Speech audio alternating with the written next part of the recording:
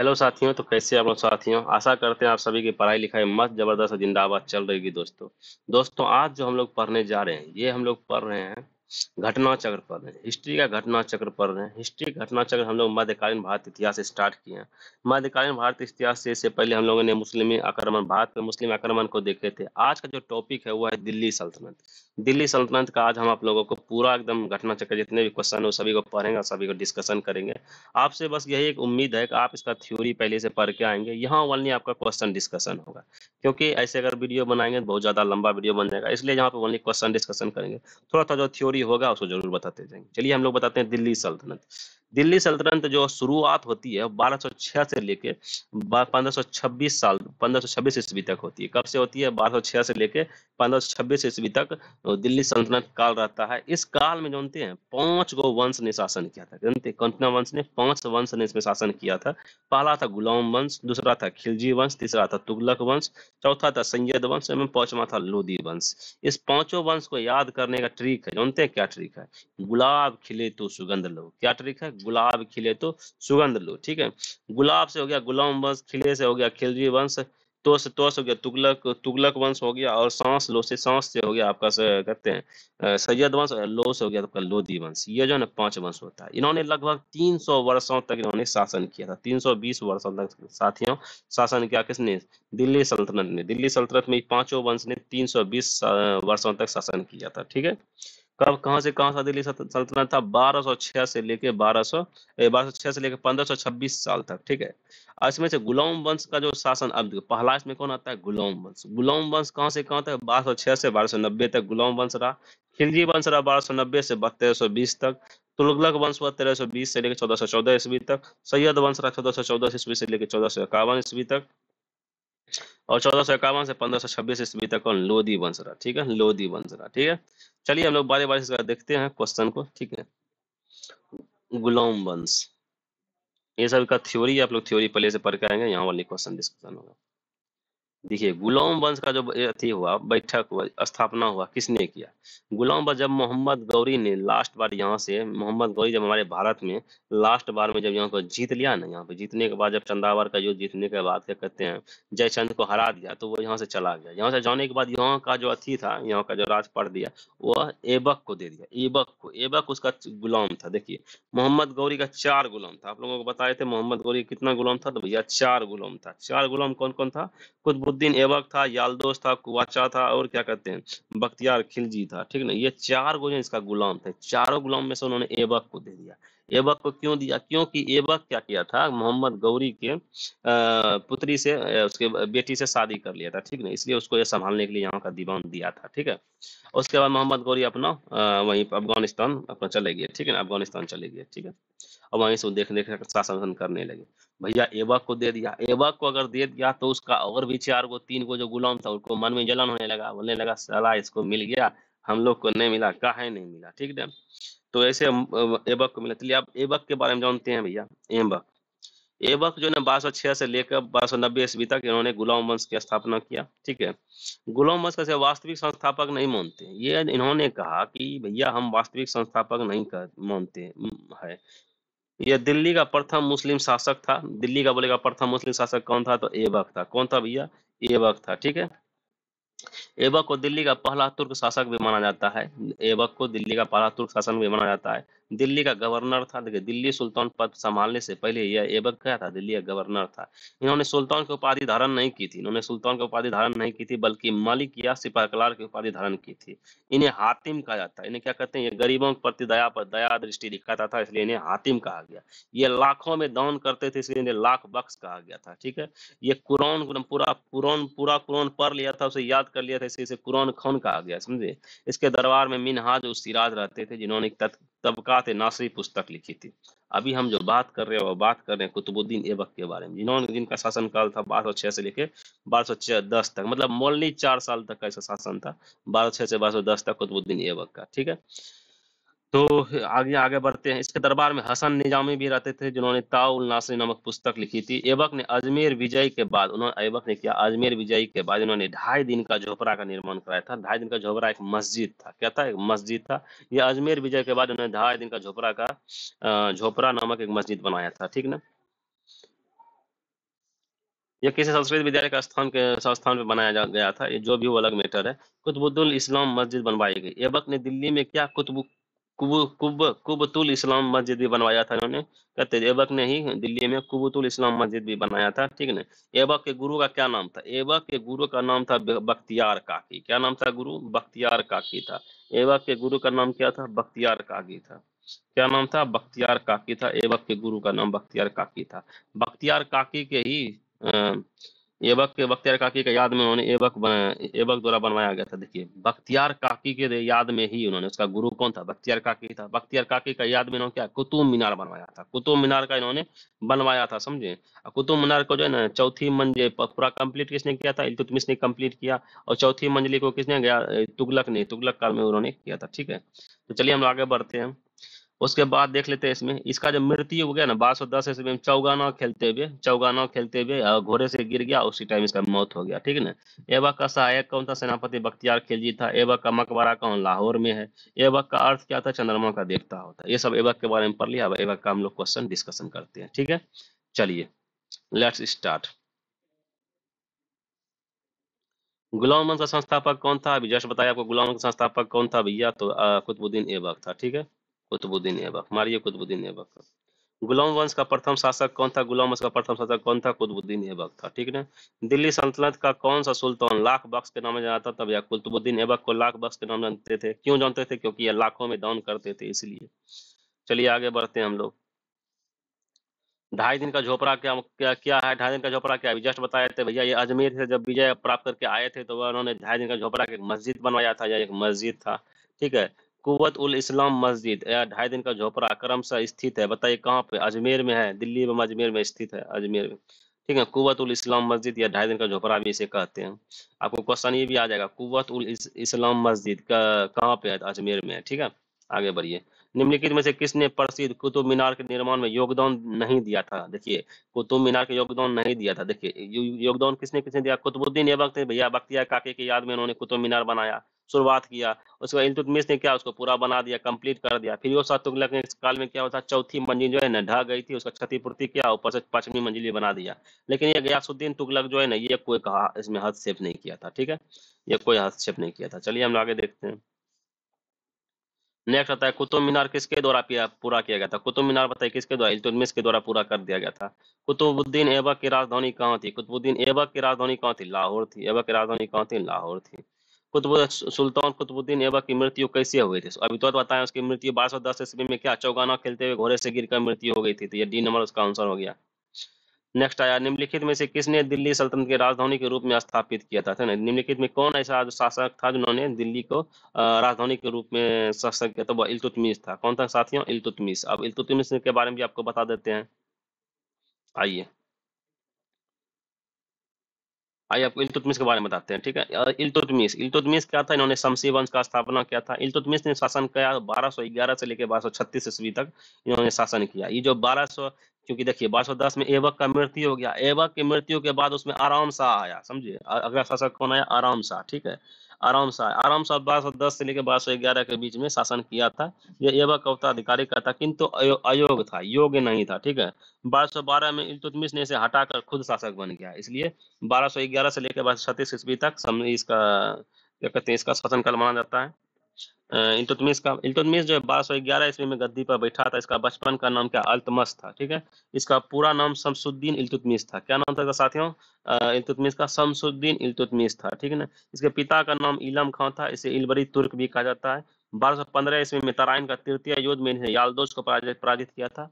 इन्होंने क्या किया था भैया? 1215 ईस्वी में इल्तुतमिश क्या किया था? तराइन का युद्ध लड़ा था, जिसमें याल्दोज को क्या किया? हरा दिया, ठीक है। हाँ, याल्दोज को हरा दिया। इसने सुल्तान को उपाधि धारण की थी, ठीक है। देखिए, ऐबक ने सुल्तान की उपाधि धारण नहीं की थी, लेकिन इल्तुतमिश ने क्या किया था भैया? उपाधि धारण की थी, ठीक है। इसने अपने नाम का खुतबा पढ़ाया था, खुतबा पढ़वाया था इन्होंने, ठीक है। शासक बनने से पहले यह क्या था? बोलेगा कि इल्तुतमिश शासक बनने से क्या था? ये यूपी बदायूं का सूबेदार था, यूपी बदायूं का सूबेदार था। ऐबक कहाँ का सूबेदार था साथियों? तो वह दिल्ली का सूबेदार था, ठीक है। चलिए नेक्स्ट पढ़ते हैं हम लोग। इसकी राजधानी कहाँ थी? लाहौर से इन्होंने दिल्ली को बनाया था। इन्होंने राजधानी कहाँ बनाया? लाहौर से दिल्ली को इन्होंने अपनी राजधानी बनाया था। इसके शासक बनने के लिए इन्होंने खलीफा मुंशीद बिल्ला से खिलाफत की डिग्री ली थी। देखिए, पहले क्या था? शासक बनने के लिए आप खिलाफत क्या कहते हैं, खिलाफत उत मुत मुनतसिर बिल्ला से को डिग्री लेनी पड़ती, जिन्होंने डिग्री लिया था तब जाके ये बना था, ठीक है। इन्होंने चांदे का टंका चलवाया, तांबे का जीतल प्रारंभ किया। इन्होंने चांदे का क्या टंका चलाया, तांबे का जीतल भी प्रारंभ कराया। इल्तुतमिश को गुम्बद और मकबरा निर्माण का जनक कहा जाता है। बोलेगा आपको गुम्बद और मकबरा निर्माण का जनक किसे कहा जाता है, इल्तुतमिश को कहा जाता है, ठीक है। इल्तुतमिश अपने पुत्र नसरुद्दीन महमूद का मकबरा सुल्तानगढ़ी में बनवाया। इन्होंने न्याय मांगने के लिए लाल वस्त्र पहनने की परंपरा चलाएगा। अगर आपको कोई चीज का न्याय चाहिए तो आप लाल वस्त्र पहन के एकदम चौराहे खड़ा हो जाइए भैया, इसका मतलब यह हुआ कि आप जो है ना न्याय मांगने वाले इंसान है, ठीक है। इन्होंने 40 तुर्क सरदारों का समझे एक दल बनाया, उसका नाम रखा 40 दल। क्या नाम रखा उसका, 40 दल बनाया, ठीक है। इसने इसी के शासनकाल में समझे, इसी के शासनकाल में जियाउद्दीन मकबरनी इसका पीछा करते हुए चंगेज खान दिल्ली तक पहुंच चुका था। दिल्ली तक कौन पहुंचा, चंगेज खान रगड़ते हुए इसको पहुंच गया था, ठीक ना। कहाँ तक पहुंचा, तो जियाउद्दीन मकबरनी का पीछा करते हुए इल्तुतमिश के काल में चंगेज खान पहुंच गया था, ठीक है। इल्तुतमिश को शुद्ध इस्लामिक पद्धति का वास्तविक संस्थापक मानता है। बोलेगा शुद्ध इस्लामिक पद्धति का वास्तविक संस्थापक किसे माना जाता है भैया, इल्तुतमिश को कहते हैं। इसको हम गुलामों का गुलाम भी कहा जाता है, गुलामों का गुलाम भी कहते हैं। बिहार में अपना प्रथम सूबेदार किसको बनाया, देखिए इल्तुतमिश ने बिहार में अपना प्रथम सूबेदार मालिक जनी को बनाया था। किसको, मालिक जनी को। ये क्वेश्चन इंपोर्टेंट है, ये आएगा अभी, सब पढ़ाएंगे। यह शुद्ध अरबी सिक्का चलाने का प्रथम शासक था। ख्वाजुद्दीन चिश्ती की दरगाह को इल्तुतमिश द्वारा बनवाया गया था। तबकात नासरी पुस्तक के लेखक कौन थे, मीना उस सिराज थे। कौन थे, मीना उस सिराज थे। 1236 ईस्वी में इल्तुतमिश की मृत्यु हो गई थी। मृत्यु बताइए, इल्तुतमिश की मृत्यु कब हुई, 1236 ईस्वी में, ठीक है। जो मृत्यु की, इसने अपने जीवन काल में रजिया सुल्तान को उत्तराधिकारी नियुक्त कर दिया था। इल्तुतमिश की मृत्यु के बाद 40 सरदारों ने रजिया को शासक न बनाकर रुकनुद्दीन फिरोज शाह को शासक बना दिया। रजिया ने न्याय मांगने के लिए लाल वस्त्र पहनकर मस्जिद के आगे चले गई और जनता का हस्तक्षेप के बाद वह शासिका बन गई। तो दोस्तों ये था इल्तुतमिश के बारे में। चलिए अब हम क्वेश्चन देखते हैं, ठीक है। नेक्स्ट आते हैं, दिल्ली का वह प्रथम सुल्तान कौन था जिन्होंने नियमित सिक्के जारी किए था, दिल्ली को अपने साम्राज्य की राजधानी घोषित की थी। देखिए अब जस्ट हम आपको बताए थे, दिल्ली को क्या कहता, लाहौर से क्या दिल्ली को राजधानी कौन ट्रांसफर किया था, इल्तुतमिश किया था। इन्होंने क्या कहते एक नियमित सिक्के जारी किया था, तांबे का और जीतल का, ठीक है। चलिए आगे बढ़ते हैं। निम्नलिखित में कौन सी इल्तुतमिश राज्यकाल में सल्तनत की राजधानी थी, बताइए, दिल्ली थी इसकी। निम्नलिखित सल्तनत के निम्नलिखित सुल्तानों में से किसने सर्वप्रथम अपनी राजधानी दिल्ली स्थानांतरित की थी, वह कौन था भैया, अपना इल्तुतमिश था, ठीक है। दिल्ली का प्रथम मुस्लिम शासक कौन था, प्रथम मुस्लिम शासक कुतुबुद्दीन ऐबक था, लेकिन वास्तविक मुस्लिम शासक बोलेगा तो इल्तुतमिश। कौन हो गया, इल्तुतमिश। वास्तविक वास्तविक क्यों, इन्होंने डिग्री लिया था, ठीक ना, खलीफा से डिग्री लिया था इसीलिए।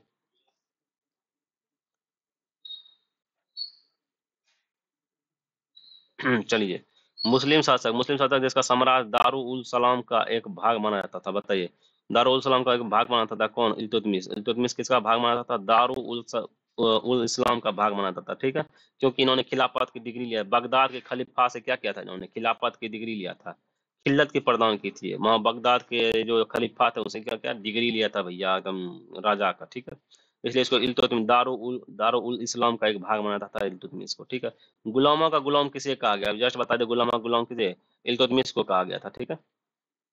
निम्नलिखित में से कौन इल्तुतमिश का प्रतिद्वंदी नहीं था, प्रतिद्वंदी इसका कौन कौन था, यालदोस था, इकुवाचा था, अल्तुनिया इसका नहीं था शायद, अली मर्दाना था, अली मर्दाना, ये तीनों जो था इसका, ठीक है। यालदोस था, नसरुद्दीन था, अली मर्दाना था और कुवाचा, ये तीनों इसका क्या था, प्रतिद्वंदी था, क्योंकि ये तीनों भी थी था, क्या कहते हैं, गुलाम था इसीलिए, ठीक है। क्योंकि देखिए आप बताएं, प्रतिद्वंदी था, जबकि प्रतिद्वंदी गजनी में कौन था भैया, यालदोज। गजनी में कौन था, यालदोज से राज करता। सिंध में कौन था, नसरुद्दीन कोबाचा। और लखनऊती में कौन था, अली मर्दाना। अली मर्दाना कहाँ पे था, लखनऊती में था, कल लखनऊती में। तजुन्नी यालदोज कहाँ था, गजनी में। और नसरुद्दीन कोबाचा कहाँ था, सिंध में था, सिंध में, ठीक है। निम्नलिखित में कौन मध्यकालीन भारत की प्रथम महिला शासिका थी, बताइए। निम्नलिखित में कौन मध्यकालीन भारत की प्रथम महिला शासिका कौन थी, रजिया सुल्तान। रजिया सुल्तान थी भैया। रजिया सुल्तान के बारे में आपको बताते हैं, रजिया सुल्तान जब आई 1236 से लेकर 1240 ईस्वी तक इन्होंने 4 साल तक शासन किया था, समझे। बहुत ही साहसिक महिला थी और प्रथम महिला शासिका थी, जो कि जो अपना क्या कहते हैं, मध्यकालीन भारत के प्रथम महिला शासिका थी ये रजिया सुल्तान, ठीक है ना। और दिल्ली के मालिक यकूत के साथ इसका रजिया घनिष्ठ संबंध था। तबर हिंद भटिंडा पंजाब के इक्तदार मालिक अल्तुनिया ने रजिया का जो है ना अधीनता स्वीकार करने से मना कर दिया, जिसके कारण रजिया गुस्से में आ गया, उसके ऊपर हमला कर दिया। हमला करने के बाद बेचारी जो है ना हारने लगी। जब हारने लगी तो क्या किया, मलिक इल्तुतमिश ने इन्होंने विवाह कर लिया, शादी कर लिया, और शादी करके वापस आ ही रहा था कि कुछ गुंडे इसके ऊपर अटैक कर दिया, डाकुओं ने उसको मार दिया। समझे? तो इसने 40 सरदारों के याकूत को उसका हत्या कराने में सुनते हैं इसका हाथ था। ठीक है, एक इतिहासकार था, उसका नाम था एल्फिस्टीन। कौन था इतिहासकार? वो एल्फिस्टीन था। उन्होंने कहा अगर राजिया महिला नहीं होती ना, उसका नाम भारत के महान शासकों में लिया जाता था। समझे? एल्फिस्टीन ने कहा क्या कहते हैं, राजिया अगर थी महिला नहीं होती तो उसका नाम भारत के महान शासकों में लिया जाता। ठीक ना? फिर एक इतिहासकार एक और आया, मिन्हाज ने कहा भाग्य ने उसे पुरुष नहीं बनाया, वरना उसके समस्त गुण उसके लिए लाभप्रद हो सकते थे। रजिया ने वे प्रशंसनीय गुण थे जो एक सुल्तान में होना चाहिए था। ठीक है, याद रखिएगा रजिया का शासनकाल 36 से लेकर 40 ईस्वी तक था। ठीक है, आगे बढ़ते हैं हम लोग। मंगोल आक्रमणकारी चंगेज खां भारत के उत्तर पश्चिमी सीमा पर निम्नलिखित में किसके शासनकाल में आया था? अभी जस्ट आपको बताए थे, चंगेज खां जो मंगबरनी का पीछा करते उत्तर पश्चिमी सीमा पे इल्तुतमिश के शासनकाल में पहुंच गए थे। ठीक ना? तो बोला भैया इल्तुतमिश मंगबरनी को हमारे साथ हवाले कर दो वरना हम अटैक कर देंगे। इल्तुतमिश ने बोला का है साला, अपना फालतू झगड़ा मूल है, इसको भगाओ साला, जिसकी वजह से प्रॉब्लम हो रहा है, तो उसको भेज दिया। ठीक है, चलिए आगे बढ़ते हैं। दिल्ली का कौन सुल्तान मंगोल नेता चंगेज खां का समकालीन था? बताइए कौन सा नेता चंगेज खां का समकालीन था? अभी तुरंत पढ़े हैं, इल्तुतमिश था। ठीक है, इल्तुतमिश। नेक्स्ट आइए, किसके शासनकाल में मंगोल प्रथम बार सिंधु नदी तट पर देखे जाते थे? इल्तुतमिश। देखो मंगोल कहाँ पे आया था? मंगोल आया था भैया सिंधु नदी तट पर। याद रखिए, कौन नदी भी पूछे, कौन नदी तट पे आया था? सिंधु नदी के तट में आया था इल्तुतमिश के शासनकाल में। चंगेज खां के अधीन मंगोलों ने भारत पर आक्रमण किया था। बताओ किसके शासनकाल में किया था? इल्तुतमिश के शासनकाल में किया था। ठीक है, चंगेज खान का मूल नाम क्या था भैया? तेमुचिन था। समझ, चंगेज खान का मूल नाम क्या था? तेमुचिन। ठीक है, चंगेज खान का मंगोल शासक था जिसने मंगोल साम्राज्य के विस्तार का एक अहम भूमिका निभाई। चंगेज खान का वास्तविक प्रारंभिक नाम क्या था? तेमुचिन था। ठीक ना? इल्तुतमिश के शासन में चंगेज खां भगोरे ख्वारिज्म युवराज की खोज में सिंधु नदी तक पहुंचा था। बताइए, बिल्कुल भैया पहुंचा था। इसके मोहम्मद बिन तुगलक शासन तैमूर ने मुल्तान में, नहीं भैया ये गलत हो जाएगा। विजयनगर साम्राज्य के देवराय द्वितीय शासनकाल में वास्को डिगामा, भाई नहीं, वास्को डिगामा कहाँ आया था? वहां आया था। इसके शासनकाल में कहाँ आएगा? चलिए ये सब गलती हो गया, ओनली एक सही हो जाता है। ठीक है, नेक्स्ट आता है इल्तुतमिश ने बिहार में अपना प्रथम सूबेदार किसे नियुक्त किया था? हम आपको इस बात बताए थे, इल्तुतमिश ने बिहार में किसको किया था? मलिक जानी को अपना सूबेदार नियुक्त किया था। ठीक ना? इल्तुतमिश ने क्या किया था भैया? बिहार शरीफ बार में अधिकार कर राजमाल की पहाड़ियों में तिलघरिया के समीप हिसामुद्दीन एवाज को पराजित किया इन्होंने, और एवाज ने इल्तुतमिश को अधीनता स्वीकार कर ली, और इल्तुतमिश ने एवाज के स्थान पर मलिक जानी को बिहार का सूबेदार बना दिया था। किसको? मलिक जानी, याद रखिएगा, मलिक जानी को। किसको हराया था? एवाज को, हिजामुद्दीन एवाज को हराया था। कहाँ का उन्होंने साथ, कहाँ का भी अटैक किया? बिहार शरीफ और बार में। ठीक है, राजिया बेगम को सत्ताच्युत करने में किसका हाथ था? बताइए, तुर्कों का हाथ था। किसका? वही 40 सरदार तुर्की जो था ना, उसी का हाथ था। ठीक है, दिल्ली के सुल्तान बलबन का पूरा नाम क्या था? अब आया बलबन। बलबन का नाम क्या था? गयासुद्दीन बलबन था पूरा नाम इसका। देखिए बलबन के बारे में आपको बता देते हैं। देखिए रजिया सुल्तान के बाद शासनकाल था, बहराम शाह आया, बीबी अयोग शासक था। फिर अलाउद्दीन महमूद शाह आया, फिर नसरुद्दीन शाह आया। नसरुद्दीन शाह के बारे में आपको थोड़ा सा बता देते हैं क्योंकि इससे भी पूछा जाता है। नसरुद्दीन शाह ये मित व्यापी कम खर्चीला वाला शासक था। यही एक ऐसा शासन था जो टोपी सीकर अपना जिंदगी या जीवन यापन करता था। पूछेगा कौन सा शासक था जो टोपी सीकर अपना जीवन यापन करता था? उसका नाम था नासिर उद्दीन शाह था। क्या था? नसरुद्दीन शाह था जो अपना टोपी सीकर अपना जीवन यापन करता था। फिर आते हैं हम लोग बलबन पे। बलबन देखिए भैया 1266 ईस्वी से लेकर 1286 ईस्वी तक इन्होंने शासन किया। कब से कब तक? 1266 से लेकर 1286 ईस्वी तक बलबन ने शासन काल किया था। ठीक ना? और इसका यह ईरान का रहने वाला था। ठीक है, कहाँ का रहने वाला था? यह ईरान का रहने वाला था। और इसका नाम था, टोटल पूरा नाम था गयासुद्दीन बलबन था। इसे अमीर ए शिकार के पद पर था। देखिए रजिया सुल्तान के समय जो ना बलबन का था अमीर ए शिकार के पद पे था। दिल्ली के सुल्तान पद संभालने से पहले बलबन को महमूद शाह सुल्तान ने अपना अमीर हाजी बनाया था। यह दिल्ली की गद्दी पर 1266 ईस्वी में बैठा। इसने जानते हैं, इसने जो ये महत्वपूर्ण है, सजदा क्या होता है? घुटने पर बैठकर शीश नवाना। और पैगोस क्या होता है? पांव को चूमना। और जैसे ईरानी पद्धति को भारत में लागू किया था। ठीक है, इन्होंने नौरोज त्योहार को प्रारंभ किया था। इन्होंने राजा के राजत्व सिद्धांत को लागू किया था, मतलब थ्योरी ऑफ किंगशिप को इन्होंने लागू करवाया था। आपको पूछेगा कौन ऐसा शासक था जिन्होंने राजा के राजत्व सिद्धांत को लागू करवाया था, तो वो था बलबन। बलबन ने क्या नैरोज त्योहार प्रारंभ करवाया था, ईरानी पद्धति जैसे सजदा और पेगोस की प्रारंभ करवाया था, रक्त एवं लोह की नीति अपनाया था। बताइए रक्त एवं लोह की नीति किसने अपनाया था भैया, बलबन ने अपनाया था, ठीक ना। इन्होंने 40 दल को समाप्त कर दिया, 40 दल को क्या क्या इन्होंने समाप्त कर दिया था, ठीक ना। इसे उलूग खां का भी उपाधि धारण किया जाता था, इसको उलूग खां का भी उपाधि इन्होंने नसरुद्दीन ने कहा था, इसको उलूग खां की उपाधि दिया था, ठीक है ना। इसने अपने दरबार में गठन पारसी पद्धति पर लागू किया था। इन्होंने जिले लाही का उपाधि, बोलेगा जी कौन है शासक जिन्होंने जिले लाही का उपाधि धारण की थी, कौन था जिले लाही उपाधि धारण करने वाला, वो था अपना बलवन मां, ठीक ना, बलवन था, ठीक ना। बलवन कब से कब तक था, 1266 से लेकर 1286 ईस्वी तक इन्होंने शासन किया था, ठीक है। चलिए अब हम लोग, बलवन ने स्वयं को क्या नाई खुतबा कहा था, स्वयं को क्या बोला था, नाई खुतबा कहा था, ठीक है। और उसके बाद इन्होंने सीमा विस्तार की नीति भी अपनाई थी। विद्रोह करने वाले तुगरिल खां बंगाल का गवर्नर बनना था। बलवन दिल्ली का प्रथम सुल्तान था जिसके दरबार में गैर इस्लामिक प्रथा का प्रचलन किया गया था। इसी समय सेनाओं को वंशागुनत बना दिया था, ठीक है। सेनाओं को इन्होंने क्या क्या वंशागुनत बना दिया, क्या क्या सेनाओं को वंशागुनत, मतलब वंश बाय वंश इसमें सेना वाला इंटर करेगा इसमें, ठीक है। इन्होंने क्या, दीवान ए अर्ज नामक सैन्य विभाग का स्थापना कर दिया। अमीर खुसरो अमीर हसन बलबन के दरबार में रहता था। बोलेगा अमीर खुसरो किसके दरबार में था, तो भैया बलबन के दरबार में था, ठीक है। तो इसका हत्या जो कब हुआ, 1286 ईस्वी में इसका हत्या कर दिया फिरोज शाह ने इसका हत्या कर दिया। किसने किया, फिरोज शाह ने इसकी हत्या कर दी, जिसे जलालुद्दीन खिलजी भी कहते हैं, जलालुद्दीन खिलजी भी जिसे कहते हैं। उन्होंने क्या किया, इसका हत्या कर दिया। अगला शासक कैकुबार बना, जो एक अयोग्य शासक था, उसने 1 वर्ष तक शासन किया। कैकुबार, बताए कैकुबार था, ठीक ना। कैकुबार, अब देखिए गुलाम वंश का अंतिम शासक कौन था भैया, कैकुबार था, कैकुबार। चलिए अब हम लोग बलबन के बारे में पढ़ लिया, अब आगे देखते हैं इसका क्वेश्चन।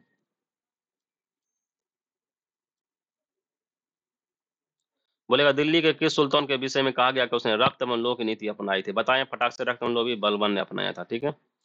इसका पढ़ने को जरूरी नहीं है क्योंकि हम इसको पूरा चीज आपको थ्योरी एक बार में बता देते हैं, तो इसको पढ़ के टाइम वेस्ट करने इसको फायदा नहीं है। चलिए, किस दिल्ली सुल्तान ने रक्त एवं लोह की नीति अपनाई थी, बलबन ने। किसने अपनाया भैया, बलबन ने, ठीक है। नीचे दिए गए वाक्यों को एक कथन दो को कारण कारण सहित बताएं, सही है गलत है, ठीक है। बलबन ने अपने शासन में शक्तिशाली बनाया और सारी शक्ति अपने हाथ में केंद्रित कर ली थी, बिल्कुल सही है। यह उत्तर पश्चिमी सीमाओं को मंगोल आक्रमण से सुरक्षित करना चाहता था, बिल्कुल सही है। दोनों सही हो जाएगा, लेकिन ये ए और आर का क्या व्याख्या नहीं करता है, ठीक है। चलिए हम आगे बढ़ते हैं। इन्होंने अपनी शक्ति को समेकित करने के बाद बलबन ने भव्य उपाधि धारण की थी, भैया भव्य उपाधि क्या, जिले लाही धारण किया था ना, क्या था, जिले लाही धारण किया था इन्होंने, ठीक है। यह प्रथम मुस्लिम शासक कौन था, वह प्रथम मुस्लिम शासक कौन था जिसने शासन के सिद्धांत, थ्योरी ऑफ किंगशिप, अब तो आपको बता देते, थ्योरी ऑफ किंगशिप किसने दिया था, बलबन ने दिया था। किसने कहते था, बलबन ने दिया था, ठीक है। थ्योरी ऑफ किंगशिप दिया था इन्होंने, बलबन ने। और इन्होंने सीमा विस्तार का भी नीति अपनाया था। किसका, सीमा विस्तार का नीति अपनाया था। चलिए हम आगे बढ़ते हैं, किसने दिया था भैया, बलबन ने। निम्नलिखित में से किसने भारत में प्रसिद्ध फारसी त्योहार, फारसी नेवराज का आरंभ किसने करवाया, जस्ट बताएं, बलबन ने तो शुरू करवाया था, ठीक है। नेक्स्ट आइए, नेक्स्ट होता है, इनमें से किसने भारत में फारसी त्योहार नेवरोज की शुरुआत किया था, बलबन ने। किसने, बलबन ने। निम्नलिखित में कौन सा कथन बलबन के संबंध में सही नहीं है, बताइए कौन सही नहीं है। इसने नियामत खुतबाई सिद्धांत का प्रतिपादन किया था, हाँ भैया इन्होंने करवाया था। इसने एकतादारी व्यवस्था प्रारंभ किया था, नहीं भैया एकतादारी व्यवस्था इसने कहाँ करवाया था, ठीक है, एकतादारी इसने नहीं करवाया था। इसने तुर्क के चहलगामी का प्रभाव समाप्त कर दिया था, तुर्क के चहलगामी का प्रभाव, हाँ भैया इन्होंने 40 दल का समाप्त कर दिया था। इसने बंगाल के विद्रोह का दमन किया था, बिल्कुल दमन किया था, ठीक है। और ये आइए, ठीक, इक़्तिदारी व्यवस्था बलबन ने इल्तुतमिश, देखिए इक़्तिदारी व्यवस्था क्या था, इक़्तिदारी व्यवस्था के बारे में आपको बताना भूल गए थे। इन्होंने इक़्तिदारी व्यवस्था का देखिए, इक़्तिदारी व्यवस्था क्या था कि वेतन के बदले में भूमि, जैसे आप हमारे यहाँ काम करते हैं, हम तो क्या करते हैं, वेतन के बदले में पैसा देते हैं। उस टाइम क्या था, वेतन के बदले में पैसा ना दे के उसको क्या कहते हैं, भूमि दे देते थे। ये जो भूमि देने के जो प्रचलन था, इसे हम लोग इक़्तिदारी व्यवस्था कहते हैं। और इसको जो चालू किया था इल्तुतमिश ने किया था, किसने, इल्तुतमिश इसको चालू किया था, इक़्तिदारी व्यवस्था को किसने किया था, इल्तुतमिश ने किया था, ठीक है। चलिए हम आगे पढ़ते हैं। निम्नलिखित में सुल्तान में से किसने गुरमुक्तेश्वर की मस्जिद की दीवारों पर अपने शिलालेख में स्वयं को खलीफा का सहायक बताया जाता है, कौन कौन ऐसा था जिन्होंने कहा हम खलीफा का सहायक है, बताइए कौन है, वही अपना कौन हो सकता है, बलबन हो सकता है, और कौन।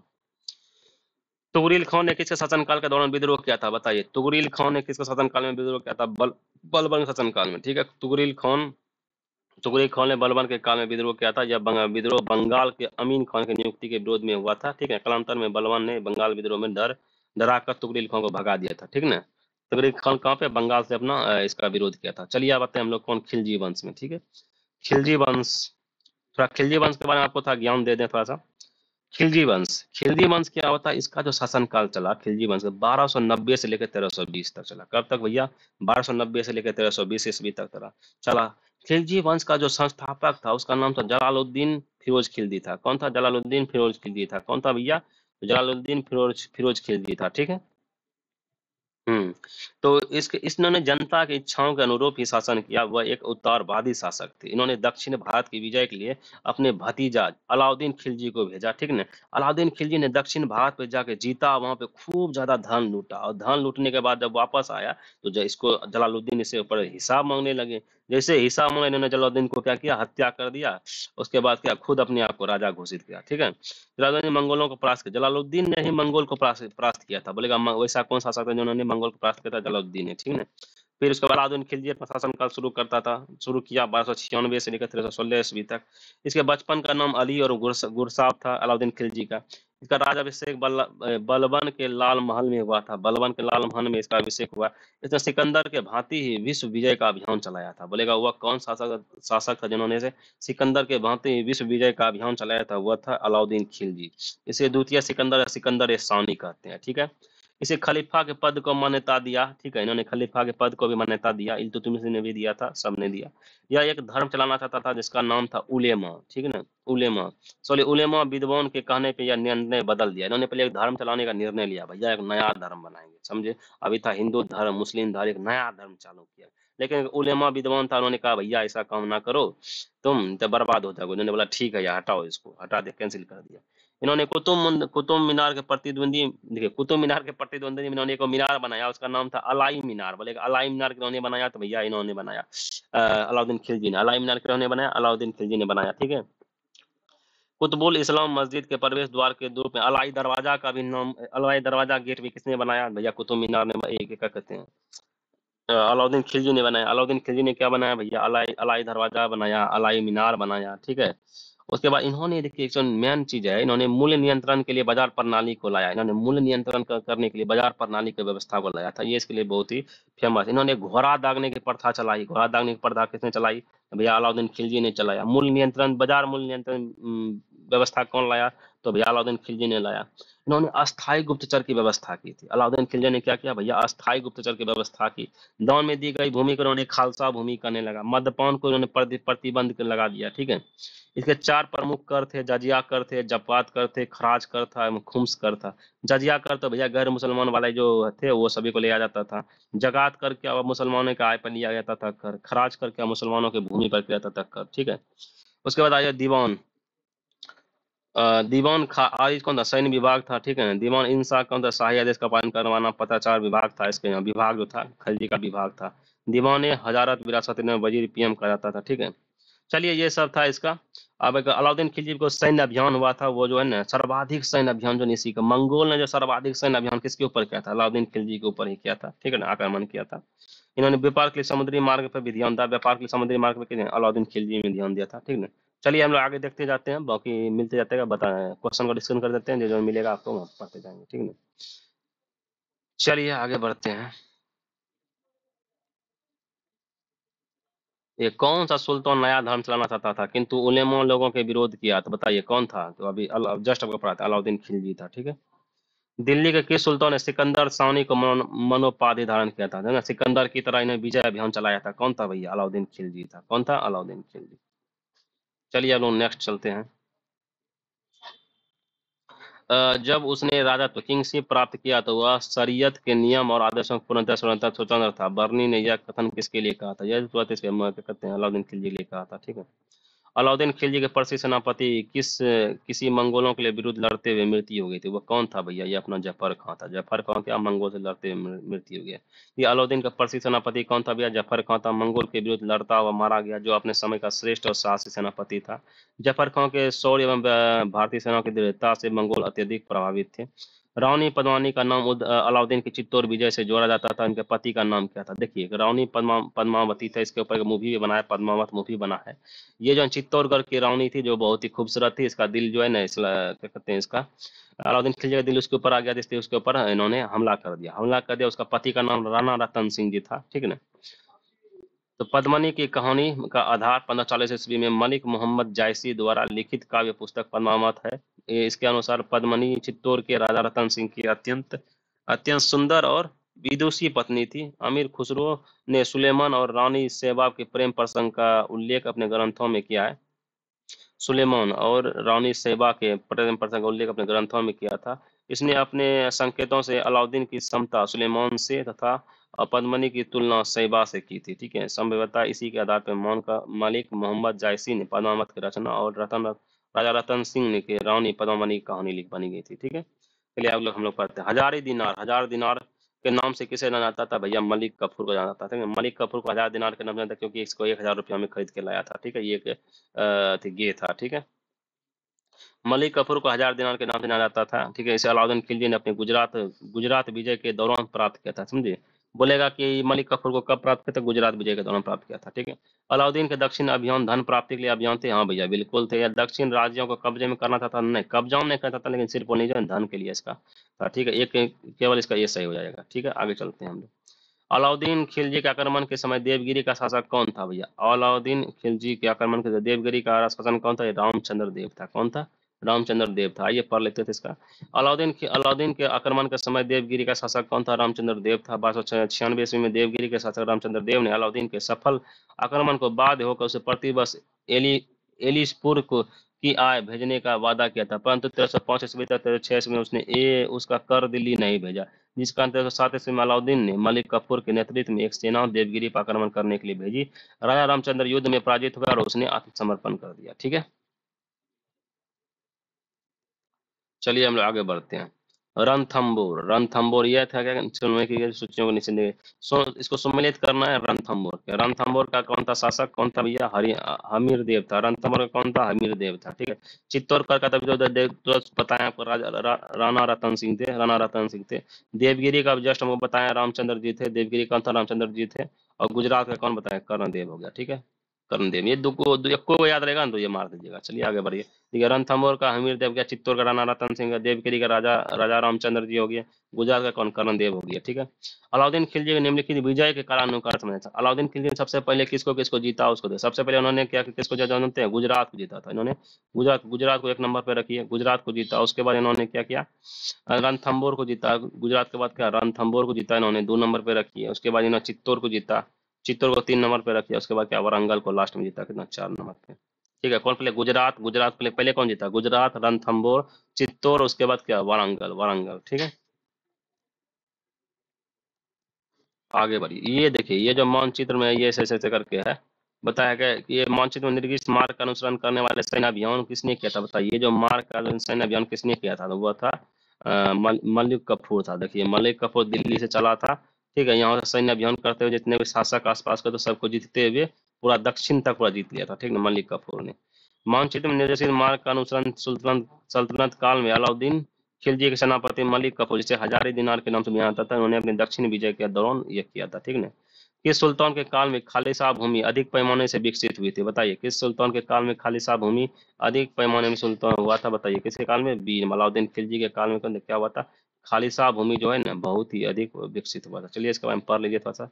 अलाउद्दीन के राजस्व और लगान व्यवस्था का मुख्य उद्देश्य एक शक्तिशाली और निरंकुश राज्य की स्थापना करना। उसने उसने उस सभी व्यक्तियों को भूमि छीन ली जिन्होंने यह मिल मतलब राजा द्वारा प्रदत्त भूमि, संपत्ति, इनाम, इंद्रज, पेंशन व वक्फ वक्फ मतलब धर्म द्वारा भूमि आदि के रूप में मिली थी, वह सभी को उन्होंने छीन लिया। ठीक है, उस छीनने के बाद उस पर लगान व्यवस्था का मुख्य उद्देश्य जारी कर दिया। ठीक है ना, उसे हम लोग क्या कहते हैं?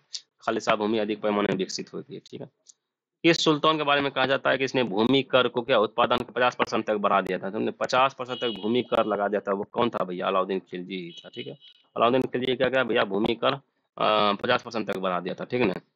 अच्छा, एक फिरोज शाह तुगलक भी था। ये फिरोज शाह तुगलक दोनों मिल के दोनों था जो जिन्होंने अपने भूमि कर में 50% अधिक कर दिया था। ठीक है, अलाउद्दीन खिलजी ने उपज का 50% भूमि के रूप में भूमि कर के रूप में निश्चित किया। अलाउद्दीन खिलजी भारत का प्रथम मुस्लिम शासक था जिन्होंने भूमि के वास्तविक आय पर राजस्व निश्चित किया था। इसने भूमि के पैमाइशकार का कर लगाव निर्धारित किया था। अलाउद्दीन को 2 नवीन कर, मकान कर, चराई कर लगाए थे। ठीक है, इसके पश्चात मोहम्मद बिन तुगलक ने दोआब दोआब में भूमि पर 50% कर लगा दिया था, लेकिन मोहम्मद तुगलक के राजस्व मांग अनुमान पर आधारित थी, जबकि अलाउद्दीन खिलजी पैमाइश पर आधारित था। ठीक है, उसका अनुमान पे, इसका पैमाइश पर आधारित था। ठीक है, सुल्तान जिसने बढ़ाकर भू राजस्व उपज 50% कर दिया, हमारे अलाउद्दीन खिलजी और कौन, फिरोज शाह तुगलक, दोनों। ठीक है, कि सुल्तान ने जमीन में फसल की नपाई का आधा राजस्व के रूप में दावा किया, तो वही फिरोज शाह तुगलक एवं अलाउद्दीन खिलजी। ठीक है, एगो फिर इसमें तुगलक का नहीं था, अलाउद्दीन खिलजी हमारी। ठीक है, निम्नलिखित घटना में विचार कीजिए जो अलाउद्दीन खिलजी ने संबंधित है। इसने कृषि जमीनों को पैमाइश के बाद जमीनों की गुलजार मारी वसूली की थी भैया। बोलिए, गुलजार मारी, हाँ भैया किया था इन्होंने। इसने लगान व्यवस्था को अपनी पूरी सल्तनत में लागू किया था। बताइए, पूरी सल्तनत में लागू कर दिया था इन्होंने। पूरी सल्तनत में लागू नहीं, कुछ ही सल्तनत में किया। इसने प्रांतों में गवर्नर के अधिकारों को समाप्त कर दिया, गवर्नर का अधिकार को समाप्त कर दिया था इन्होंने। आइए देखते हैं।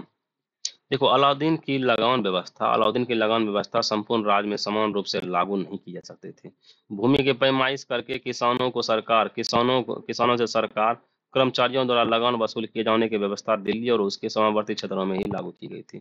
अलाउद्दीन पहला सुल्तान था जिसने भूमि की पैमाइश कराकर लगान वसूली करना आरंभ किया था। इन्होंने कहा कि यह एक ऐसा शासक, इन्होंने भूमि को नापने के बाद उसके ऊपर कर लगाया। ठीक है ना, नापने के बाद कर लगाया था। ठीक है, अपनी व्यवस्था को लागू करने के लिए अलाउद्दीन ने एक पृथक विभाग दीवान ए मुक्त खराज की स्थापना की थी। दीवान ए मुक्त खराज क्या था, यहाँ वही पैमाइश, भूमि की पैमाइश करना, उसके ऊपर क्या कहते हैं, कर लेना। इन्होंने एक अलग उसका क्या कहते हैं, विभाग बना दिया, दीवान ए मुक्त खराज की स्थापना की। अलाउद्दीन ने क्या, परंपरागत लगान अधिकारी खुद मुकदम एवं चौधरी के लगान वसूली करने का अधिकार छीन लिया। देखो, पहले लगान कौन था, हम लोग चौधरी सब ना, तो चौधरी सब वो सब होता था, चौधरी मुकदम खुद ये सब क्या लगान वसूलता था। इन सभी का अधिकार छीन लिया, उनके सारे विशेष अधिकार समाप्त कर दिया, और उनके भूमि पर से कर किया जाने लगे, और बाकी अन्य सभी कर भी, जिसके कारण खुद जमींदार और सलाहकार सभी में कोई अंतर नहीं रहा, दो सभी बराबर हो गया, सभी कर देने लगे। ठीक है, अलाउद्दीन खिलजी ने दिल्ली में मूल्य नियंत्रण लागू किया था। हाँ भैया, बिल्कुल किया था। या दिल्ली में अपने राजा भवन निर्माण में लगे हुए कारीगरों का कम वेतन देना चाहता था? नहीं यार, कम वेतन तो नहीं देना चाहता, लेकिन ये वाला बिल्कुल सही है, मूल्य नियंत्रण लागू किया गया था। ठीक है, नेक्स्ट आइए। निम्नलिखित में किस सुल्तान ने बाजार सुधार लागू किया था? भैया अलाउद्दीन खिलजी ने बाजार सुधार लागू किया था। किस निम्नलिखित मुसलमान बादशाहों में से किसने मूल्य नियंत्रण पद्धति को पहली बार लागू किया था? अलाउद्दीन खिलजी ने किया था। ठीक है, बाजार नियंत्रण प्रथा लागू की गई थी। बाजार नियंत्रण प्रथा कब लागू की गई थी भैया? कौन किया था? अलाउद्दीन खिलजी ने किया था। बाजार कीमतों को नियंत्रित करने के अलाउद्दीन खिलजी के प्रयास ने किस लिए प्रयास किया था भैया? बहुत सफलता प्राप्त की थी। कितना भैया? बहुत सफलता। बाजार कीमतों को नियंत्रित करने में अलाउद्दीन खिलजी का प्रयास में कितना सफलता मिला? बहुत सफलता प्राप्त हुआ था। ठीक है, चलिए चलिए, आज इसको पूरा दिल्ली सल्तनत को खत्म करना है, खत्म करना है। ठीक है, निम्नलिखित में से किस मध्यकालीन शासक ने सार्वजनिक वितरण प्रणाली प्रारंभ की थी? सार्वजनिक वितरण प्रणाली किसने किया? भैया अलाउद्दीन खिलजी ने किया था। ठीक है, सार्वजनिक वितरण प्रणाली, सल्तनत काल में सार्वजनिक वितरण प्रणाली किसने प्रारंभ की थी? तो भैया अलाउद्दीन खिलजी ने सार्वजनिक वितरण प्रणाली जो है शुरू की थी। घड़ी घड़ी अथवा गृह कर लगाने वाला दिल्ली पर प्रथम सुल्तान का था। घर पे कर लगाने वाला कौन था भैया? मोहम्मद बिन तुगलक। MBT आ गया, ले भैया, मोहम्मद बिन तुगलक आ गया। ठीक है, अब आता है तुगलक वंश। ठीक है, तुगलक वंश के भी बारे में आपको थोड़ा सा बता देते हैं। एक मिनट साथियों, तुगलक वंश देखिए, तुगलक वंश कहाँ से 1320 से लेकर 1414 ईस्वी तक थे। ठीक है, गयासुद्दीन तुगलक था। गाजी मलिक ने, कौन है? तुगलक वंश की स्थापना किसने किया था भैया? गाजी मलिक ने किया था। गयासुद्दीन तुगलक के नाम से अपना राज अभिषेक करवाया था। इन्होंने किसानों के लिए नहर निर्माण करवाया था। ठीक है, नहर का जनक है, नहर का पिता किसे कहते हैं? गयासुद्दीन तुगलक को कहा जाता है। फिरोज शाह तुगलक, देखिए सबसे अधिक अगर बोले, देखिए बोलेगा कि नहरों का जो जनक किससे कहा जाता, तो गयासुद्दीन तुगलक था। सबसे अधिक नहर किसके, नहरों का जाल किसमें था? तो वह था फिरोज शाह तुगलक के शासनकाल में। गयासुद्दीन तुगलक ने अपना पहला अभियान कहाँ के, जौनक खान के नेतृत्व में तेलंगाना के लिए किया था। जौनक खान ने तेलंगाना जीतकर उसका नाम सुल्तानपुर रख दिया। ठीक है, इस विजय के बाद जौनक खान को मोहम्मद बिन तुगलक कहा गया। गयासुद्दीन तुगलक ने खुद के नेतृत्व में बंगाल अभियान किया था। बंगाल में से धन की प्राप्ति नहीं हुई थी। ठीक है, निजामुद्दीन औलिया ने कहा कि इन्होंने क्या किया, इसने निजामुद्दीन औलिया को संदेश भिजवाया कि मेरे दिल्ली पहुंचने तक दान में दी गई भूमि का हिसाब तैयार रखे। तो निजामुद्दीन औलिया ने कहा, भाई हुजूर, दिल्ली अभी बहुत दूर है। ठीक है, किसने कहा था? निजामुद्दीन औलिया ने ही कहा था। ठीक है, मोहम्मद बिन तुगलक, MBT, विश्राम, मोहम्मद बिन तुगलक ने क्या किया? इन्होंने विश्राम के लिए लकड़ी का महल बनवाया था, ठीक है, गयासुद्दीन तुगलक के लिए लकड़ी का महल बनवाया था, जिसके गिरने से गयासुद्दीन तुगलक 1325 में मृत्यु हो गया, ठीक है ना। या गाजी का उपाधि धारण करने वाला प्रथम सुल्तान था गयासुद्दीन तुगलक। 29 गयासुद्दीन तुगलक के शासनकाल 29 बार मंगोल का आक्रमण हुआ था। इसके सर्वाधिक 29 बार इसके मंगोल का आक्रमण हुआ था कौन? गयासुद्दीन तुगलक के शासनकाल में, ठीक है। दाग और हुलिया प्रथा का प्रथा इन्होंने चलवाया था। डाक प्रणाली को पूर्णतः गयासुद्दीन तुगलक ने व्यवस्थित किया था। पूर्णतः व्यवस्थित किया, डाक व्यवस्था किसने किया? गयासुद्दीन तुगलक ने किया था। डाक विभाग का अधिकारी को क्या कहते हैं साथियों? वरीद ए मुबालिक कहते हैं, वरीद ए मुबालिक कहते हैं। चलिए, ये था, आगे फिर हम लोग पढ़ेंगे बाकी यहीं। मोहम्मद बिन तुगलक इन्होंने क्या किया? 2.5 दिन का झोपड़ा बनवाया था, सॉरी 2.5 दिन का झोपड़ा इसने बनाया था। और अलाउद्दीन खिलजी द्वारा लगाए गए 2 नवीन कर थे, घर करी, जो कि घरों में झोपड़ियों में लगाया जाता था। इन्होंने चराई कर, जो कि दुधारू पशुओं में लगाया था, वो भी लगाया था इन्होंने, मोहम्मद बिन तुगलक ने। MBT।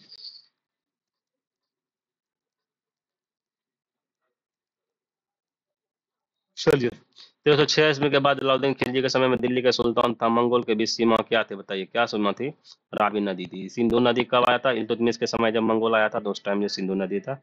और जब ये तुगलक के शासनकाल में आया था, रावी नदी इसका क्या सीमा हो गया था मंगोल का। उन्होंने 29 बार आक्रमण किया था, ठीक है। भारत इतिहास के संदर्भ में निम्नलिखित घटनाओं में विचार कीजिए। भारत का पहला मंगोल आक्रमण कौन? जलालुद्दीन खिलजी के राज्यकाल में हुआ था। जलालुद्दीन खिलजी के राज्यकाल में एक मंगोल आक्रमण दिल्ली तक पहुंचा, उस शहर पर घेरा डाल दिया। मोहम्मद बिन तुगलक से मंगोलों ने अपना राज्य के कुछ उत्तरी पश्चिमी भाग अस्थायी रूप से हार गए थे। देखिए, सिंपल सा बात है, भारत का पहला मंगोल आक्रमण जलालुद्दीन खिलजी के समय में नहीं हुआ था, इससे पहले इल्तुतमिश के शासनकाल में हो चुका था। जलालुद्दीन खिलजी के राज्यकाल में एक मंगोल आक्रमण दिल्ली तक, हाँ भैया, इसके शासनकाल में एक मंगोल आक्रमण दिल्ली तक पहुंच चुका था। मोहम्मद बिन तुगलक ने मंगोलों से अपने राज्य के कुछ उत्तरी पश्चिमी भाग अवस्था में हार गए, नहीं भी हारा तो नहीं था, जीता ही था उल्टा। भारतीय इतिहास के संदर्भ में भारत का पहला मंगोल आक्रमण कहाँ? इल्तुतमिश के शासनकाल में हुआ था। जलालुद्दीन खिलजी के काल में मंगोल आक्रमण के कहाँ का? कुतलुग ख्वाजा के नेतृत्व में दिल्ली पर आक्रमण हुआ था। उस समय दिल्ली खिलजी चित्तौड़ अभियान पर था। उस टाइम दिल्ली का खिलजी कौन था? चित्तौड़ अभियान पर गया हुआ था। उसी टाइम मंगोल इसके ऊपर आक्रमण कर दिया था, ठीक है। उसका आक्रमण कौन था? कुतलुग ख्वाजा ने के नेतृत्व में हुआ था, ठीक है। मोहम्मद बिन तुगलक के काल में तरमाइसिन के नेतृत्व में मंगोल अभियान हुआ था, लेकिन कालानौर और पेशावर के मोहम्मद बिन तुगलक ने अधिकार कर अब मंगोलों का अभियान को विफल कर दिया था। उल्टा अधिकार कर लिया था, विफल कर दिया था। तो यहाँ पे क्या करते हैं, 3 गो गलत हो गया, 1 भी गलत हो गया, बाकी 2 सही हो गया, ठीक है। आगे बढ़ते हैं हम लोग। निम्नलिखित में से किस सुल्तान ने साम्राज्य की सीमाओं को सुरक्षा हेतु विशेष सेनाओं की नियुक्ति की थी? बताइए, किसने? अलाउद्दीन खिलजी ने क्या किया था भैया? विशेष सेनाओं की स्थापना की थी। वो किसने? मंगोल से सुरक्षा करने के लिए, ठीक है ना।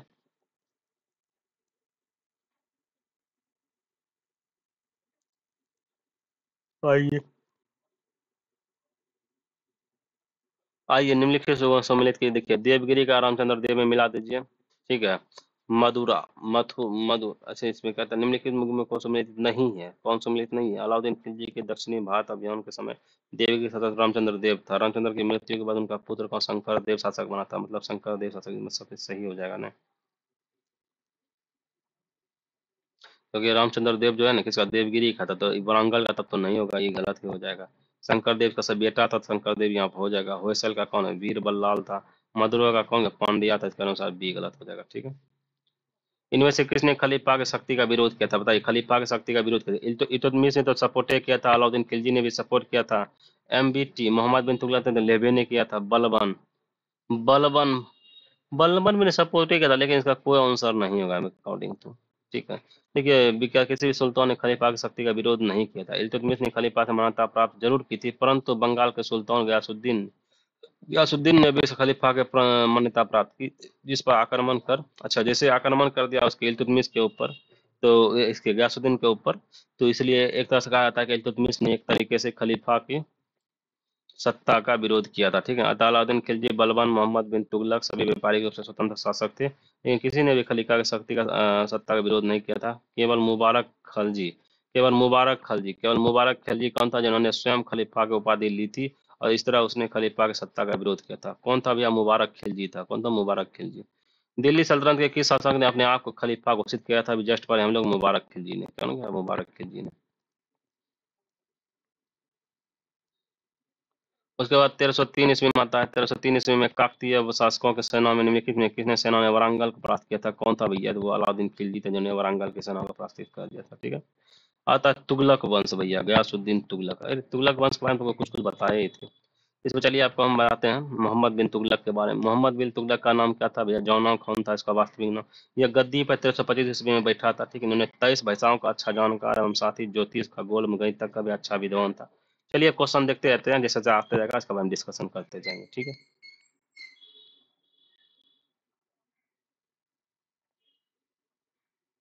ये अलाउद्दीन खिलजी के निम्न सेनाध्यक्षों में कौन सा तुगलक वंश का प्रथम सुल्तान था? कौन था भैया? गाजी मलिक। गाजी मलिक ही को हम गयासुद्दीन तुगलक कहते हैं। इन्होंने ही क्या कहते हैं, तुगलक वंश का स्थापना किया था। ठीक है ना। अलाउद्दीन सेनापति में गयासुद्दीन तुगलक का गाजी मलिक तुगलक वंश का प्रथम शासक था। इन्होंने तुगलक वंश की स्थापना की थी। गयासुद्दीन तुगलक अलाउद्दीन खिलजी के शासनकाल में कई महत्वपूर्ण अभियान का नेतृत्व किया था तथा इसे सुल्तान मुल्तान दीपालपुर का गवर्नर नियुक्त किया गया था। इब्न बतूता के अनुसार 29 अवसरों पर इन्होंने मंगोलों के विरुद्ध विजय प्राप्त की थी। इन्होंने भारत से बाहर खदेड़ा था उसे, इसलिए वह गाजी मलिक के नाम से प्रसिद्ध हुआ। देखो उन्होंने 29 बार इसके ऊपर हमला किया था बाबू गयासुद्दीन के ऊपर मंगोल ने। 29 बार उसको भारत से बाहर खदेड़ खदेड़ के भगाया, इसलिए इसका नाम गाजी मलिक रखा गया था। ठीक है ना। उसके बाद खुसरो शाह के समाप्त करने करके उन्हें दिल्ली के सिंहासन पर अधिकार कर लिया और 8 सितंबर 1320 ईस्वी सुल्तान बना। इसका एक नाम गाजी बेगम तुगलक तुगलक या गाजी तुगलक भी कहता है, इसके कारण इतिहास में इसे उत्तराधिकारी को तुगलक पुकारा जाने लगा और उस वंश का तुगलक वंश कहने लगा। देखो गाजी मलिक किस वंश का संस्थापक था भैया? तुगलक वंश का। ठीक है। कृषि के समुन्नीत करने के लिए नहर खुदवाने के संदर्भ में 14वीं शताब्दी के निम्नलिखित में कौन सा पहला शासक होने का श्रेय दिया जाता है? ठीक है। किससे? तो गयासुद्दीन तुगलक है। गयासुद्दीन तुगलक ने भैया क्या किया? इन्होंने नहर खुदवाया। ठीक है। इन्होंने नहर खुदवाया और सबसे नहर खुदवाने का इसलिए इसे नहरों का पितामह भी कहते हैं। और सबसे अधिक नहर का जाल किसके था? फिरोज शाह तुगलक के शासनकाल में था। ठीक है। चलिए हम लोग आगे देखते हैं। किस वंश के सुल्तान ने सबसे अधिक समय तक देश में शासन किया हुआ था? तुगलक वंश। तुगलक वंश ने बाबू सबसे अधिक समय तक शासन किया था। ठीक है। गुलाम वंश ने 1206 से 1290 तक किया इन्होंने। ठीक है, शासन किया। खिलजी वंश ने क्या किया? 1290 से 1320 ईस्वी तक इन्होंने किया। कितना हो गया इसका? 10 इधर 30 साल तक। ठीक है। और ये थोड़ा सा चला गया था कितना? 90 में 84 साल तक इन्होंने शासन किया। ठीक है। लोधी वंश ने किया 1451 से 1526 ईस्वी तक शासन किया था। 1451 से 1526 ईस्वी तक। तुगलक वंश ने कब? 1320 से कितना? 1412 ईस्वी तक सबसे सबसे अधिक इन्होंने शासनकाल किया। ठीक है। दिल्ली सल्तनत का सर्वाधिक विद्वान शासक जो खगोल शास्त्र गणित तक आयुर्वेद सहित अनेक विद्याओं में माहिर था वह कौन था? मोहम्मद बिन तुगलक। मोहम्मद बिन तुगलक के बारे में आपको बताए थे। इन्होंने 23 भाषाओं का अच्छा जानकार था, जो ज्योतिष था, खगोल में गणित का भी अच्छा था। ये इतिहास में सबसे पढ़ा लिखा शासक था, समझे। इसके समय सल्तनत काल का विकास बहुत तेजी से हुआ था, यह बिखराव भी बहुत जल्दी हो गया। ठीक है ना। इसके समय साम्राज्य को 29 प्रांतों में इन्होंने बांट दिया था। इन्होंने 5 सबसे बड़ी गलती की थी। पहला था वही द्वार पर टैक्स बढ़ा दिया था, जहाँ अकाल पड़ गया वहां भी इन्होंने टैक्स बढ़ा दिया। ठीक है। इन्होंने किसान के विद्रोह के कारण अमीर एक कोही नामक एक कृषि विभाग बना दिया इन्होंने। ठीक है। इन्होंने तांबे का सांकेतिक मुद्रा इन्होंने चलवा दिया। तीसरा यह हो गया मंगोल के आक्रमण के डर से यह दक्षिण में इस्लाम के प्रसार के लिए राजधानी दिल्ली से देवगिरी में स्थानांतरित कर दिया। बस मंगोल से इन्होंने डर गया, उन्होंने क्या किया? दिल्ली से क्या किया? दिल्ली जिसकी राजधानी थी उसको देवगिरी में स्थानांतरित करने लगा। ठीक है। उसके बाद इन्होंने क्या था? खुरासन खुरासन पर आक्रमण करने के लिए इन्होंने 3 लाख सैनिक को भेजी और बाद में इन्होंने उन्हें अग्रिम अग्रिम वेतन भी दे दिया और बाद में उसे क्या संधि कर लिया। ये भी इसका गलती था। इसमें सैनिकों के विद्रोह से बचाने के लिए उन्हें हिमालय के दुर्गम चोटी कराचिला अभियान के लिए भेजा, जहाँ अधिकांश सैनिक आपसी विवाद में मर गए। ठीक है। ये भी इसका 5वां गलती था। ठीक है। और इनके शासनकाल में क्या हुआ? 36 ईस्वी में हरियाणा में बुक्का ने क्या किया? दिल्ली सल्तनत से टूटकर एक विजयनगर का स्थापना कर ली। जैसे ही हरियर बुक्का टूटकर 1336 में विजयनगर का स्थापना की, तराक से 1347 ईस्वी में क्या किया? बहमानी साम्राज्य की स्थापना हसन गंगू ने कर लिया। हसन गंगू ने क्या किया? 1347 ईस्वी में टूट के इन्होंने भी बहमानी साम्राज्य का गठन कर लिया। 1333 ईस्वी में मोरक्को के यात्री इब्न बतूता ऐसे शासनकाल में आया था। ठीक है ना। उसके बाद दिल्ली का काजी मोहम्मद बिन तुगलक उसकी विद्वता से खुश होकर उसे दिल्ली का काजी भी नियुक्त किया गया था। ठीक है ना। इब्न बतूता के कहने पर ही मोहम्मद बिन तुगलक ने डाक विभाग प्रारंभ किया था। इब्न बतूता के नेतृत्व में मोहम्मद बिन तुगलक ने एक दूत मंडल चीन भेजा था। ठीक है। मोहम्मद बिन तुगलक होली का त्यौहार अपने दरबार में मनाता था। ठीक है ना। चलिए ये सब था तुगलक के बारे में। आगे क्वेश्चन देखते हैं इसका। अमीर एक कोही नया विभाग किसने बनाया था भैया? आप वहाँ क्या कहते हैं? कहो गया मोहम्मद बिन तुगलक, कहो गया MBT मोहम्मद बिन तुगलक अमीर एक कोई किसानों के लिए बनाया था। ठीक है, कृषि के लिए। दिल्ली के किस सुल्तान ने एक पृथक कृषि विभाग की स्थापना की थी भैया? वो कौन? मोहम्मद बिन तुगलक ने किया था। क्या नाम था उसका? अमीर एक कोई का नाम था, क्या है?